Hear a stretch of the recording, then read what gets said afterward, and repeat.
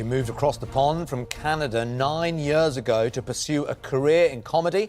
And despite struggling on the pub circuit for years, she's now become a staple on our tellies. She's properly funny. Katherine Ryan has appeared on some of the biggest shows on British TV and is about to add one more to a list as she appears on BBC One's Who Do You Think You Are? Fantastic opportunity to do a show like that. I felt so grateful. I'm such a fan of Who Do You Think You Are? I've seen every episode, some episodes twice. That's the only one. I haven't seen that. I mean, I was there, but I wanted to know about my ancestry. My dad's Irish, so that was, I took for granted that I always knew his lineage, but I never knew about my mother.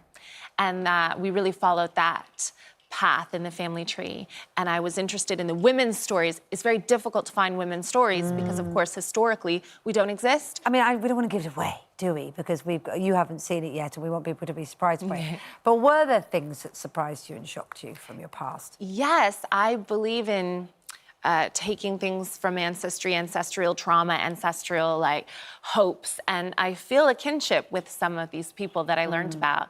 I spent a lot more time in Canada than I thought that I would. My mom's surname is McCarthy, so now everyone's got my passwords.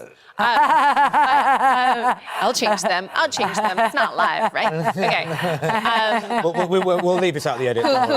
So I really thought that we hadn't been in Canada very long, and I sort of hoped that we hadn't been in Canada very long because I know about what went on there with the slaughter of the Indigenous people and all those awful, awful things. But we had been there for quite a long time, doing fishing and preaching and Methodist touring. Wow. Yeah, I can give some things away. It's a beautiful episode to watch. It's very Game of Thrones. Oh, yeah, like crikey. snow. That covers a lot. I mean, that could be anything. I know. That related. It's very Game of Thrones. It's on after 11 o'clock on Monday nights. So it's a very exciting explore of your past, but you also got something in your present out of it, did you? Because you ran into an ex, which led to... Well, not an ex, the ex.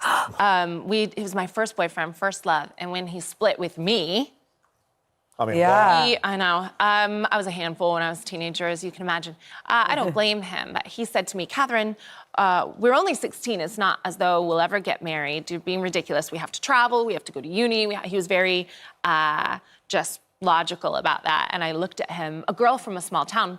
When you're 16 and in love, you think that's prince. it. Yeah. You don't want to date about. There was no Tinder then. Yeah. And I was like, what do you mean we're not getting married? And I was genuinely heartbroken. And so I didn't speak to him for 20 years.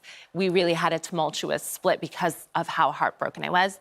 And then I went out with my sister and I bumped into him just randomly in a pub. And if you follow me on Instagram, you will know that he is beautiful. Well, he's under review. Okay. I watch Love Island and I try to learn from Amber, that you must never go back. You watched Love Island. Haven't you said that, talking about Love Island, you call Maura a feminist icon? I love Maura. From the moment she walked in, I loved that she could own her sexuality, talk about those things, but not owe anything to any of the lads in there. Really stood up for herself.